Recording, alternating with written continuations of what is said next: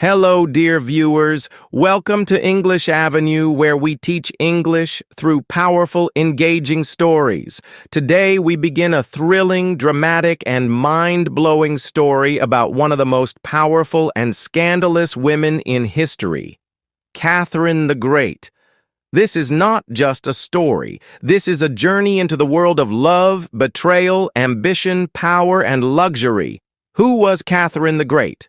A woman who overthrew her own husband to become Empress of Russia. A queen with many lovers, young, powerful, and handsome men. A ruler who expanded Russia and made it a world power. A woman surrounded by rumors, scandals, and shocking secrets. We will slowly and deeply explore every single detail of her life. Her childhood, marriage, secret affairs, power struggles, luxury, betrayals, and even her most scandalous rumors. So, if you are learning English, this is the best way to improve your skills by enjoying an incredible real-life story. The beginning of a future queen. Before she became Catherine the Great, she was just a little girl named Sophia Augusta Frederica. Born May 2nd, 1729. Birthplace Stettin, Prussia. Now Szczecin, Poland. Father, Prince Christian August, a strict and serious man. Mother, Princess Johanna, an ambitious woman who wanted power. Little Sophia was not born a princess of Russia. She was just a small, noble girl from a tiny German state. Her family was not very rich or powerful, but her mother had big dreams. She wanted her daughter to marry into a royal family. Interesting fact. In those days, royal families married each other to stay powerful. They didn't marry for love. They married for power, money, and politics. Sophia was not an ordinary girl. She was very intelligent. She loved books more than dolls. She spoke many languages, German, French, and later Russian. She was very ambitious. Even as a child, she wanted to be important. She didn't want to just be a wife. She wanted to be a ruler, a queen, a leader. But in those days, women were not supposed to have power. They were expected to marry, have children, and obey their husbands. Sophia, however, had different plans. One day, her mother received exciting news. The Russian Empress Elizabeth was looking for a wife for her nephew, Grand Duke Peter of Russia. Who was Peter? He was the next in line to be Emperor of Russia. He was a German prince, just like Sophia. He was Elizabeth's nephew, but she didn't have children, so he was chosen to be the next ruler. Sophia's mother saw this as a golden opportunity. If Sophia married Peter, she would become Empress of Russia one day. Her family would gain power and fame. It was the chance of a lifetime. But there was one problem. Sophia had never even met Peter before. Would she like him? Would he like her? What kind of man was he? Little did Sophia know this marriage would change her life forever. At the age of 14, Sophia left her home in Germany and traveled to Russia. The journey was long, cold, and difficult. It took weeks to reach the Russian capital, St. Petersburg. When she arrived, she was shocked. Russia was huge. The palaces were golden and massive. The Russian people had strange customs, clothes, and language. She had to quickly learn Russian, adapt to Russian culture, and most importantly, impress the powerful Empress Elizabeth. Would she succeed, or would she fail?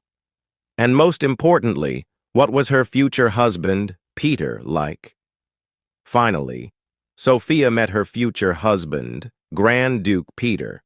She was shocked and disappointed. Peter was not a strong, handsome prince. He was childish, immature, and foolish. He loved playing with toy soldiers more than talking to her. He didn't care about ruling Russia. He just wanted to have fun. Sophia immediately realized, I cannot trust this man. If he becomes emperor, Russia will be in danger. I must become strong, or my life will be ruined. But she was only 14 years old. She had no power yet. She had to play smart and wait.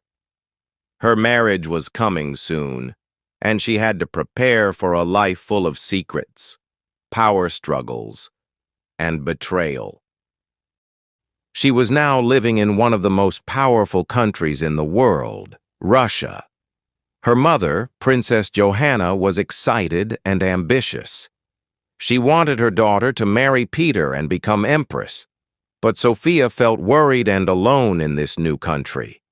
Everything was different in Russia: the language, the people, the food, the culture. But she had no choice. She had to adapt, survive, and succeed. This was just the beginning of her long journey to power. Life in Russia, a strange new world.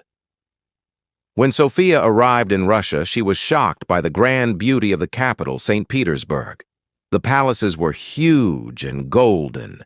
The people wore thick, heavy fur coats to protect themselves from the freezing cold. Everything was luxurious, rich, and completely different from her small home in Germany. But Sophia quickly realized something important. This was not just a beautiful place. This was a place full of danger, secrets, and power struggles. She understood one thing very clearly. If I want to survive in Russia, I must be strong. I must learn. I must become smarter than everyone else. And so, she began her transformation. Meeting Empress Elizabeth, the most powerful woman in Russia. The woman who ruled Russia at that time was Empress Elizabeth, the daughter of Peter the Great. Elizabeth was strong, intelligent, and full of energy. She had no children, so she wanted to make sure her nephew, Grand Duke Peter, would marry a good wife. That's why she chose Sophia. When Sophia first met the Empress, she felt nervous but determined. She bowed respectfully and spoke politely. She knew she had to impress Elizabeth, and she did. The Empress liked Sophia immediately. She saw that this young girl was intelligent, well-mannered, and eager to learn. But there was one condition. Sophia had to convert to the Russian Orthodox religion. In those days, a foreign princess who married into the Russian royal family had to change her name and religion. So, Sophia was baptized into the Russian Orthodox Church. She was no longer Sophia. She was now called Catherine Alexeyevna. This was a huge moment in her life. She had taken her first step toward becoming the future empress. But she knew that a new name was not enough. She had to become Russian in every way. Catherine was determined to learn the Russian language. At first, it was very difficult. Russian was nothing like German or French. The words were hard to pronounce and the grammar was complicated. But she did not give up. She practiced day and night. She read Russian books, spoke with Russian servants, and even secretly prayed in Russian at night. She wanted to prove to the Empress and the Russian people that she was not just a foreign princess. She was one of them. And slowly, she succeeded. The people in the palace began to admire her dedication. Even the Empress noticed that Catherine was working hard to fit in. This was an important lesson for Catherine. If you want power, you must earn the people's respect. But while she was becoming stronger, her future husband Peter was becoming weaker. Catherine was now engaged to Grand Duke Peter, the man who would one day become emperor. But there was a big problem. Peter was not a strong, intelligent, or serious man. Instead of preparing to rule a great empire like Russia, he spent his time playing with toy soldiers. Catherine watched him closely and realized, this man is not a leader. If he becomes emperor, Russia will be weak. Someone else must take control. and in her heart she knew that person had to be her. She did not love Peter. She did not respect him, but she had to marry him. It was her only way to the throne. So she made a secret decision. She would marry Peter, but she would never let him control her. She would find a way to take power for herself. This was the beginning of her secret plan. In 1745, when Catherine was 16 years old, she married Peter. It was a grand royal wedding. There was a huge celebration with fireworks, music, and feasts. But Catherine was not happy. There were even rumors that their marriage was never physically complete. Some said Peter was unable to be a proper husband. Catherine felt lonely and frustrated. She had dreamed of a life full of excitement and importance, but now she was trapped in a loveless, unhappy marriage. She needed something more. She needed love. She needed passion. She needed a man who could understand her desires and ambitions. And soon, she would find one. Catherine's first love affair. In the royal court, there were many handsome, powerful men. Catherine was young, beautiful, and full of energy. She wanted attention, excitement, and romance. And then she met Sergei Saltykov, a charming and handsome Russian officer. He was everything Peter was not: strong, confident, and passionate. At first they were just friends, but soon their friendship turned into something much more. Catherine was still married to Peter, but she had secret meetings with Sergei. He made her feel alive, loved, and powerful. This was her first affair, but it would not be her last. Over the years, she would have many lovers: handsome generals, powerful politicians, and ambitious young men. Each affair would help her gain power and control. She was no longer a lonely girl from Germany. She was becoming a true Russian empress, clever, strategic, and dangerous. But a biggest challenge was still ahead. Peter was next in line to become emperor. Catherine knew that if he became ruler, her life could be destroyed. She had to find a way to stop him. And that meant only one thing: she had to take the throne for herself. Catherine was no longer the innocent girl from Germany. She had lived in Russia for many years, and she had learned the secrets of survival, power, and manipulation. She had to act fast. She had to find a way to take power before it was too late. This was the most dangerous time of her life. She was about to make a move that would change history forever. In 1762, Catherine's worst fear came true. Empress Elizabeth died, and Peter became Emperor Peter III. Now, he had full power over Russia, but instead of making the country stronger, he made mistake after mistake.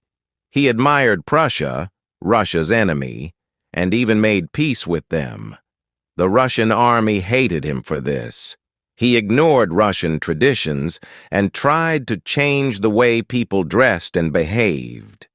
He insulted the powerful Russian Orthodox Church, which made many religious leaders turn against him. He disrespected Catherine publicly, humiliating her and treating her like she was nothing. Peter thought he was clever and powerful, but in reality he was creating enemies everywhere. Catherine watched and waited.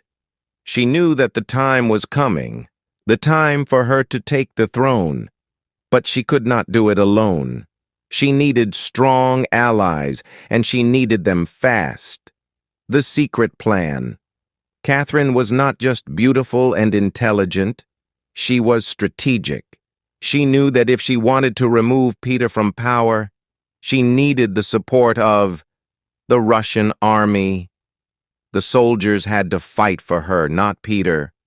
The nobles, The rich and powerful men had to believe that Catherine would be a better ruler. The Russian church. She had to convince the religious leaders to support her, not Peter. So she started working in secret. She sent messages to important generals in the army. She made promises to powerful noble families. She spoke to the church leaders in private meetings. And slowly, she built a network of support. But she also needed something personal, something that would give her power over Peter. She needed love. Grigory Orlov, the man who would change everything. Catherine had many lovers in her life, but Grigory Orlov was one of the most important. He was strong, handsome, and a military officer. More importantly, he was loyal to Catherine. They were deeply involved in a passionate love affair, but Catherine did not love him only for romance. She needed him for her plan. Orlov was well connected with the Russian army, and many soldiers respected him. Through Orlov, Catherine was able to gain the loyalty of many powerful military men. Now, she had the army, the nobles, and the church on her side. The moment had arrived. It was time for action. It was June 28th, 1762. Catherine had prepared everything in secret. She put on a military uniform, mounted a white horse, and rode to the barracks where the Russian soldiers were waiting. She stood tall and confident as she addressed the troops. "My friends, my brave soldiers, Russia is in danger. The emperor is weak, and he is destroying our great country. Will you fight for me? Will you fight for Russia?" The soldiers cheered loudly. "Long live Empress Catherine!" they shouted. At that moment, Catherine knew she had won. She marched with her army into St. Petersburg, and without much resistance, she took the throne. Peter, shocked and afraid, tried to escape, but it was too late. He was captured and forced to sign a document saying that he was no longer emperor. Catherine was now Catherine II, the sole ruler of Russia. But there was still one last problem. Peter was alive. A few days later, Peter was dead. How did he die? No one knows for sure. Some say he was strangled in prison. Others say he was poisoned. Some believe he simply died of illness. But one thing was clear. Catherine was now the undisputed ruler of Russia. With Peter gone, she could now rule freely. And she would rule with more intelligence, strength, and ambition than any ruler before her.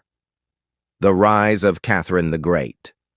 Catherine was now Empress of Russia, but her work was just beginning. She wanted to make Russia stronger, richer, and more powerful than ever before. She would expand Russia's empire, conquering new lands, modernize the country, bringing art, education, and science to Russia, strengthen the economy, making Russia a rich and powerful nation, encourage culture and philosophy, bringing in ideas from France and Europe. But she would also face challenges, rebellions, betrayals, and wars. And of course, she would have many more love affairs, some that helped her and some that nearly destroyed her. Catherine was now the most powerful person in Russia. She had taken the throne with intelligence, planning, and courage. But taking power was one thing, keeping it was another. She had enemies everywhere, nobles who did not trust her, people who still supported Peter, and foreign rulers who wanted to see her fail. But Catherine was not just a queen. She was a visionary, a strategist, and a ruler who understood people better than anyone. Now it was time for her to prove that she was not just a woman who had taken the throne, she was Catherine the Great. This was her era, her rule, and her destiny. From the moment she became Empress, Catherine had big dreams for Russia. She did not just want to sit on the throne and enjoy her power. She wanted to change Russia, improve it, modernize it, and make it the greatest empire in the world. She had studied the philosophers of Europe, men like Voltaire and Montesquieu, who wrote about freedom, justice, and progress. Catherine wanted to bring these ideas to Russia, but she knew she had to be careful. The nobles did not want change. The army did not want change. The church did not want change. If she moved too fast, they could turn against her. So she had to be smart. She had to make changes step by step without losing support. And that is exactly what she did. Catherine started making changes immediately. She improved education. She believed that a strong empire needed educated people. She built new schools, universities, and libraries.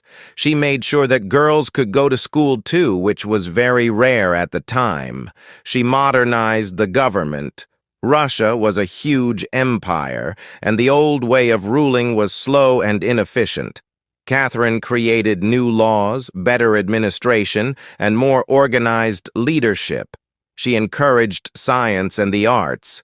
Catherine loved art, music, and literature. She invited famous artists, musicians, and scientists from Europe to come to Russia and teach Russians about the latest ideas. She improved the economy. Catherine supported trade, business, and industry. She built new roads, bridges, and cities to make Russia richer and more powerful.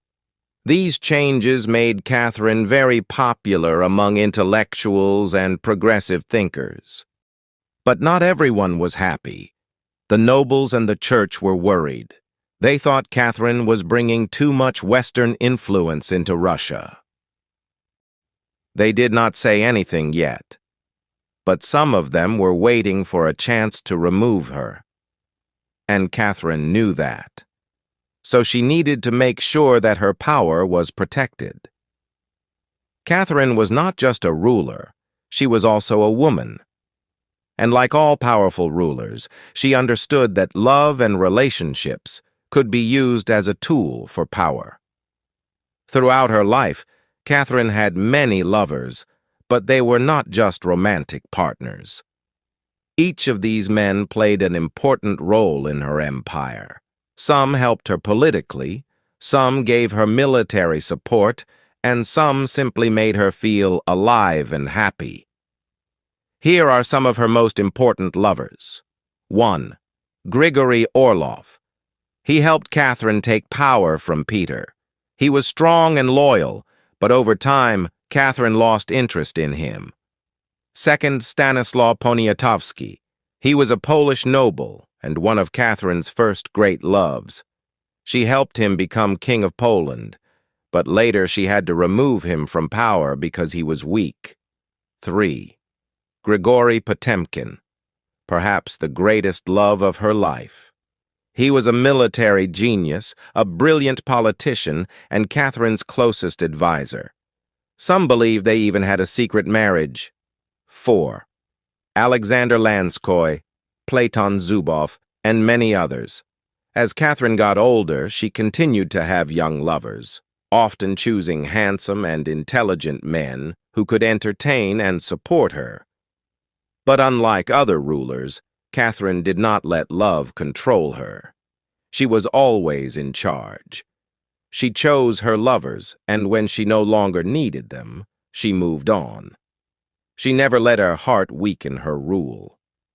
Catherine was not just a reformer. She was also a conqueror. She wanted Russia to be stronger and bigger, and she spent most of her life expanding the empire.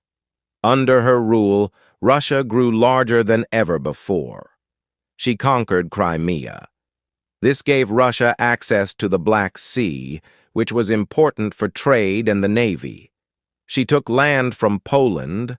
Poland was weak, and Catherine worked with other European powers to divide Poland and take large parts of its land.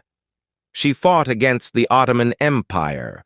Russia and the Ottomans were enemies for centuries, and under Catherine, Russia won several wars and took important territories. By the end of her reign, Russia had become one of the most powerful empires in the world. Catherine had achieved what no other Russian ruler had ever done. But her success also created enemies. And soon, she would face one of the biggest challenges of her life. Not everyone in Russia was happy with Catherine. The peasants, who were poor and had very hard lives, began to rise against her. A man named Emelian Pugachev, a former soldier, pretended to be Peter III, Catherine's dead husband, and started a rebellion against her. He told the people, "Catherine is a foreigner. She is not Russian. She took the throne unfairly. Follow me, and I will give you freedom." Thousands of people joined him. They started burning cities, killing nobles, and fighting Catherine's army. For a moment, it looked like Catherine might lose her throne, but she acted quickly and decisively. She sent her best generals and soldiers to crush the rebellion. After months of brutal fighting, Pugachev was captured and executed. Catherine had won again.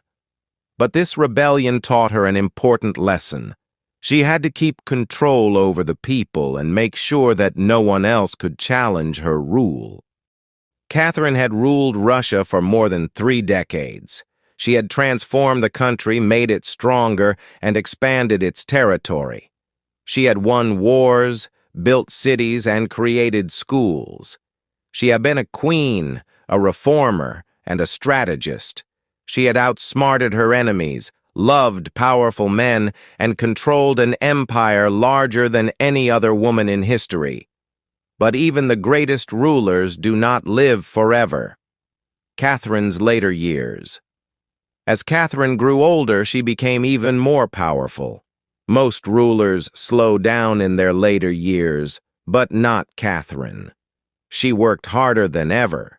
She continued expanding Russia's borders. She continued modernizing the country. She continued leading with intelligence and strategy. She spent hours reading, writing letters, meeting advisors, and making decisions. She also never stopped enjoying life. She loved art, music, books, and conversation. She surrounded herself with intelligent and talented people. She still had young lovers, but now they were mostly companions rather than political partners. But even as she enjoyed her power, she knew something was missing. Catherine the Great had 3 known children: Paul I, her heir; Alexei Babrinsky, her son with Grigory Orlov; and possibly Elizabeth Temkina, rumored daughter with Potemkin. Paul was the most important but had a troubled relationship with her. Catherine the Great was married to Peter III, but their marriage was cold and distant. They had no real love for each other, and many believe they never had a physical relationship. But in 1754, Catherine gave birth to a son, Paul. This raised big questions. Was Paul really Peter III's son, or was his real father someone else? Many people, including Catherine herself in her letters, hinted that Paul's real father might have been Sergei Saltykov, a Russian nobleman and one of her early lovers. But no matter who his biological father was, Paul was officially recognized as the son of Peter III. This meant he was the rightful heir to the Russian throne. If there was one thing Catherine truly regretted, it was her relationship with her son, Paul. Paul was her only legitimate son. He was supposed to be the next emperor of Russia, but Catherine never trusted him. She thought he was too weak, too emotional, and too difficult. She kept him away from power and refused to let him have any real political influence. Paul hated his mother for this. He believed that she had stolen the throne from his father, Peter III. He waited for the day when he could take power and undo everything she had built. Catherine thought about replacing him as her heir. She wanted her grandson, Alexander, to be the next emperor instead. But before she could make that official, something happened that no one expected. On November 16th, 1796, Catherine woke up early as usual. She planned to spend the day working on government documents. She had a busy schedule, just like any other day.